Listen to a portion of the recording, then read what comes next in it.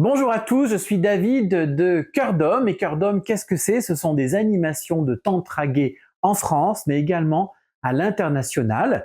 L'ensemble de l'équipe Cœur d'Homme et moi-même avons eu envie de vous proposer une interview de Guillaume, l'animateur principal, afin que vous le découvriez, que vous le rencontriez et que vous sachiez ce qu'est le tantra. Alors, écoute, la première question que je vais te poser, quel est ton parcours? Qui es-tu? Alors, je m'appelle Guillaume Douceret, j'ai 42 ans. À la base, moi, je viens du théâtre. J'ai commencé le théâtre quand j'avais 6 ans. J'ai fait 15 ans de théâtre. Et puis, suite à différentes expériences dans mon parcours, j'ai décidé d'entamer des études de psychologie clinique. Donc, je suis devenu psychologue. Et j'ai ensuite travaillé en hôpital psychiatrique, mais également en association auprès d'adolescents. Et là, toutes mes capacités extrasensorielles, en fait, se sont déployées. Et je me suis tout naturellement dirigé sur un chemin spirituel où je suis devenu thérapeute clairvoyant pendant plus de 10 ans. Et en parallèle, j'ai été masseur tantrique pendant 5 ans.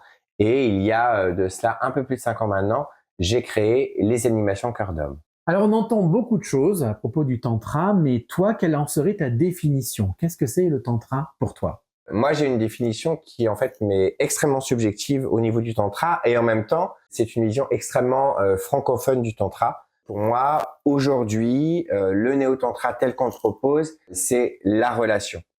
C'est d'abord la relation à soi, c'est la relation à différentes parties de soi, mais c'est également la relation à son pôle féminin et à son pôle masculin. Le tantra, c'est aussi tout un travail sur la relation avec l'autre, que ce soit ses relations amoureuses, familiales, amicales. Et enfin, c'est aussi une manière d'être au monde. Donc, c'est la relation qu'on peut avoir au monde, que ce soit une relation spirituelle, la relation à l'humanité, la relation à la nature, la relation au monde, à son entièreté. Et qu'est-ce qui t'a donné envie de créer Cœur d'Homme? Écoute, j'ai envie de te dire que j'ai suivi ce qui était là. Moi, j'étais masseur tantrique déjà à l'époque. Je connaissais rien au tantra en fait. Moi, je faisais ce qu'on me disait, comme je suis clairvoyant, j'en reçois des informations, ce qu'on me disait de faire. Donc à l'époque, je disais que je faisais des massages d'inspiration tantrique. Et au bout d'un moment, j'ai vraiment voulu plonger dans le tantra à travers un stage en tant que participant. Et durant ce stage, j'ai réalisé que je faisais déjà beaucoup de tantra, que ce soit dans ma pratique du massage, mais également dans mes relations personnelles. Et quand j'ai participé à ce premier stage et tu étais là, il m'a semblé évident que je devais animer des stages de tantra. C'était vraiment ma place. Et puis un jour, ça s'est présenté à moi. Voilà, c'était plusieurs années après ma participation au premier stage. C'était très évident. Tout s'est vraiment aligné. C'est vrai que Cœur d'Homme, à la base, c'est vraiment quelque chose de collectif et tu faisais aussi partie de ce collectif-là. En fait, j'ai des dizaines d'amis qui ont cru en mon projet et qui ont voulu m'aider dans différents domaines. Et puis, j'ai animé mon premier stage il y a plus de 5 ans maintenant. Et là aussi, tu étais là puisque tu étais accompagnant. Lorsqu'on pense tantra, on pense quasi automatiquement au massage. Alors, est-ce que le tantra, c'est que du massage? Alors non, pas du tout. En fait, le massage tantrique, c'est une toute petite partie du néo-tantra. Et je dis néo-tantra puisque le massage tantrique n'a absolument rien de traditionnel. Hein. C'est une création de la fin des années 70 qui a une définition qui, au final, sur le terrain, peut être extrêmement floue. Mais en réalité, le tantra est bien plus vaste que ça et c'est un ensemble de textes, de doctrines, de règles et de pratiques. Alors, qu'est-ce que c'est le tantra finalement? Alors, c'est une bonne question, mais le problème, c'est que moi, plus je pratique le tantra et plus je lis des livres, notamment des livres d'histoire sur le tantra, plus j'ai du mal à définir le tantra. À la base, le tantra est une pratique traditionnelle qui allait en fait à l'inverse des religions, et c'est même plus vieux que ça, puisque ça date de plusieurs siècles avant Jésus-Christ. L'idée, c'est une pratique, en tout cas des pratiques dont le but d'atteindre l'illumination. Et dans le tantra, il y a une petite partie qui s'intéresse à la sexualité. C'est pour ça qu'actuellement, dès qu'on pense tantra, on pense sexualité. Mais il y a des historiens qui se sont intéressés à ce sujet et qui se sont rendus compte qu'en fait, les textes parlant de sexualité ne recouvraient que 3 ou 4% des textes tantriques traditionnels. Par la suite, le tantra a complètement été mis sous le boisseau, puisque comme je te l'ai dit, ça allait à l'encontre des religions, notamment des brahmanes, où il y avait des pratiques religieuses extrêmement codifiées avec des règles, des interdits, alors que pour le tantrika, donc celui qui pratique le tantra, l'idée est de tout accueillir, c'est une pratique non duelle, et donc il n'y a pas d'interdit. Tout est une question en réalité de regard. Et dans les années 70, notamment par le maître spirituel Osho, on s'est de nouveau intéressé au tantra et donc on a remis le tantra en avant en s'intéressant plus à la pratique relationnelle et tout ce qui était sexuel. Et de là, on a mêlé des pratiques tantriques traditionnelles avec des exercices de développement personnel, de bien-être et de psychologie qui étaient issus de la Californie des années 70, 80, 90 et on a fait un mix de tout ça. Donc actuellement, moi j'ai un peu le sentiment qu'il y a trois grands courants du tantra, à savoir le tantra traditionnel qui est pratiqué en Orient, mais aussi dans certains stages de tantra en Occident. Il y a le néo-tantra dont je viens de donner une définition, qui est beaucoup pratiqué en Occident. Alors c'est vrai qu'aux États-Unis, au Costa Rica, on va plus s'appuyer sur l'épanouissement sexuel. Et j'ai le sentiment qu'en France, on a une vision du tantra toute particulière qui n'exclut pas la sexualité, mais qui se base vraiment sur la relation. Ça, c'est vraiment une première définition que je peux donner au tantra, mais le tantra est tellement vaste et recouvre tellement de champs, de pays, qu'on peut avoir un regard différent et s'appuyer sur ce qu'on appelle les couleurs du tantra, où là aussi c'est une version très occidentale du tantra. Il y a en fait le tantra rouge qui va s'intéresser à la relation et à l'épanouissement sexuel. Il y a le tantra blanc qui s'appuie plus sur des pratiques intérieures avec des méditations, des mantras, des yantras.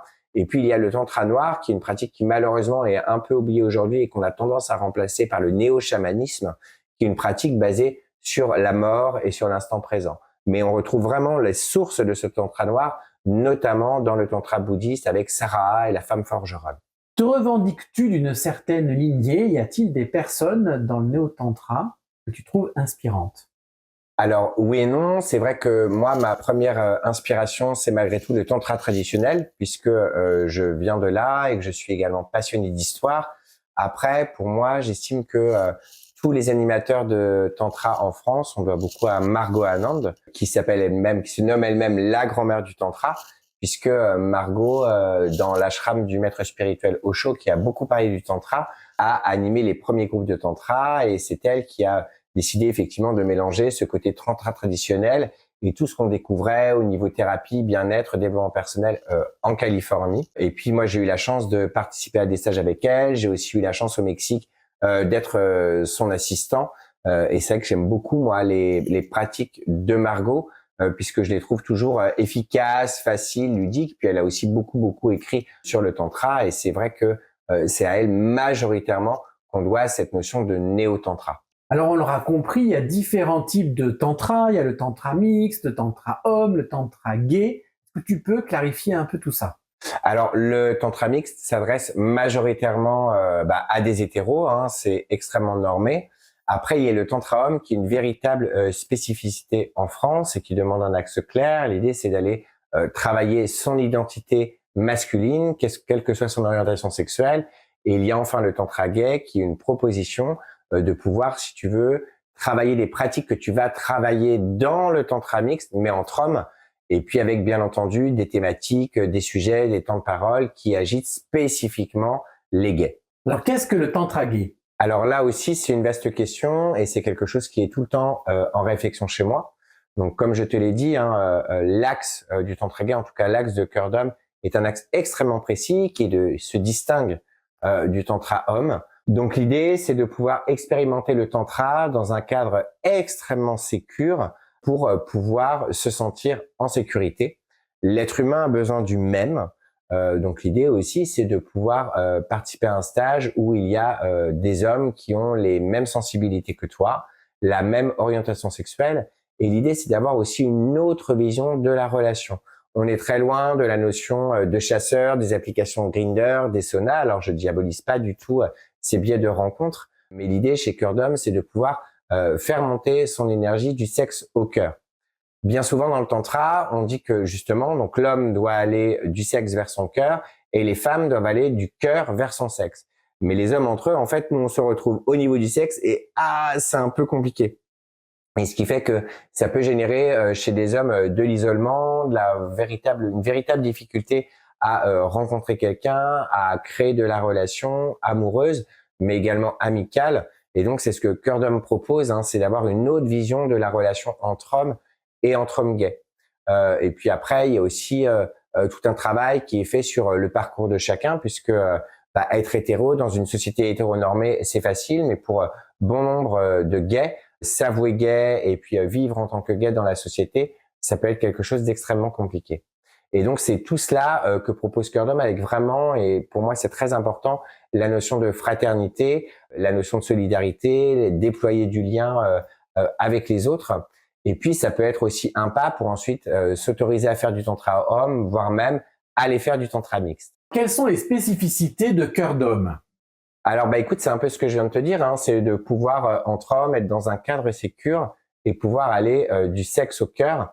Comme je te l'ai dit, pour moi, ce qui est extrêmement important, c'est la notion de solidarité, de fraternité, de pouvoir créer de la relation avec d'autres hommes, avec cet axe qui est extrêmement clair et tellement clair qu'on accueille aussi des hétéros, alors qu'ils sont pas forcément des hétéros curieux, mais qui viennent pour différentes raisons. L'idée, c'est aussi pouvoir se réapproprier son corps, se réapproprier son identité, pouvoir également travailler la question des limites. C'est quelque chose qui peut être extrêmement flou pour beaucoup de gays. Et l'idée aussi, c'est de pouvoir aller travailler et mêler son énergie masculine, son énergie féminine. C'est une question de polarité, mais c'est aussi une question de qualité, en fait. Et on a tous ça en nous, hein. Une polarité féminine, une polarité masculine. Et l'idée, c'est sans complexe, pouvoir s'y connecter, les reconnaître et pouvoir les déployer pour pouvoir les vivre après dans son quotidien et également dans la relation. Et là aussi, c'est cette idée chez Cœur d'Homme de pouvoir découvrir et expérimenter aussi bien le néo-tantra que le tantra traditionnel à travers différentes animations thématiques où il y a une véritable cohérence avec un cadre extrêmement précis, clair et sécurisé pour chacun. Alors, je l'ai dit en introduction de cette vidéo que tu proposais des stages en France, mais également à l'international. Donc, est-ce que tu peux nous en dire plus sur cette notion de l'international? Ça, c'est un peu un hasard, hein. C'est pas du tout quelque chose auquel moi j'avais pensé en créant Cœur d'Homme, mais il s'avère que durant le confinement, j'ai proposé des sessions de tantra sur Zoom et on a des hommes du monde entier qui ont commencé à nous rejoindre pour ces sessions Zoom. Et à partir de là, tout s'est un peu emballé. À un moment, j'ai proposé des ateliers, on avait aussi des gens de l'étranger, et puis ça s'est déporté aujourd'hui sur les animations et les stages de 4 jours. Et c'est vrai qu'aujourd'hui, on reçoit des hommes du monde entier, des États-Unis, d'Australie, de toute l'Europe, des Émirats arabes, de l'Algérie, etc., etc. Et donc, certains stages Cœur d'Homme, pas tous malheureusement, sont proposés en bilingue, puisque durant chaque stage, il y a un membre de l'équipe qui est dédié à la traduction, soit la traduction en français, soit la traduction en anglais. Alors, qu'est-ce qui se passe pour ces participants pendant et après le stage? Alors ça, c'est quelque chose qui est extrêmement subjectif. Moi, je pars du principe que le tantra est une pratique qui change la vie, puisqu'on prend l'être en son entier, et notamment son sexe, sa sexualité, ce que proposent très très peu de pratiques spirituelles ou de techniques de bien-être ou de développement personnel. Hein, l'idée, c'est de réussir à mieux se comprendre, mieux se connaître, en fait, se rapprocher de qui l'on est en réalité. Il y a aussi, comme on fait du tantra gay, l'idée, c'est d'assumer son identité sexuelle. C'est quelque chose qui se fait notamment par tout le travail de la photo, et ça, c'est assez magique à voir. Et puis après, alors pour certains, ça va être la notion de vouloir d'autres types de relations, d'autres vont changer de vie, d'autres vont avoir un rapport à leur corps complètement différent. Il peut aussi avoir des libérations de traumas, des énormes prises de conscience qui se font, une autre vision de la sexualité, une autre envie de sexualité. Ça, c'est extrêmement subjectif, extrêmement vaste, mais forcément, le tantra change concrètement sa vie. Alors, est-ce que tu dirais que le tantra gay s'inscrit dans l'évolution de l'homosexualité dans notre société? Alors, oui et non. En fait, non, parce que Cœur d'Homme, comme je te l'ai dit, est ouvert à absolument tous les gays, et tous les hommes qui ont envie de vivre une expérience avec nous sont les bienvenus. Non également parce que nous, on revendique rien du tout. C'est juste une offre qui est faite aux gays, s'ils le souhaitent. C'est une proposition. Mais après, c'est vrai que durant nos expériences, forcément, hein, c'est quelque chose qui se travaille. Avant, l'homosexualité était interdite, était honteuse. Il y avait toute une difficulté à assumer son identité sexuelle, et c'est quelque chose qu'on peut retrouver et qui peut être travaillé dans les stages de tantra gay, hein, l'acceptation de soi, l'acceptation du corps. Alors après, moi, j'ai un peu le sentiment que ça dépend de ton milieu culturel et également de ton âge. Et puis après, il y a effectivement quelque chose qui est très en vogue aujourd'hui, qui est le consentement et qui fait complètement partie du tantra, hein. L'idée, c'est de pouvoir reconnaître ses besoins, ses limites, mais aussi les exprimer à l'autre. Quelque chose qui peut être très très compliqué pour beaucoup de gays et qui peut générer justement des notions de frustration, des notions d'abus. Et ça, c'est quelque chose qui va vraiment être travaillé au sein de nos animations. Sur les réseaux sociaux, dans tes partages, on peut se faire une idée du stage par rapport au fait que tu partages des photos. J'ai l'impression que tu es le seul à faire ça. Alors pourquoi? Alors pas du tout. C'est vrai qu'en France, je suis un des rares à faire ça, mais ça, c'est vraiment une vision franco-française de cette idée de photo, puisque dans tout l'Occident, tous les animateurs de tantra partagent des photos et des vidéos et ça pose en fait aucune question. L'idée, c'est déjà de montrer le tantra, puisque le tantra est une belle pratique, oui, qui traite de la sexualité, mais bien souvent, en fait, les gens, quand ils entendent le mot tantra, ils ne retiennent que le mot sexualité, et pour eux, c'est associé, puisque ce qui est interdit et ce qui a été beaucoup interdit dans le passé dans notre société, c'est la sexualité.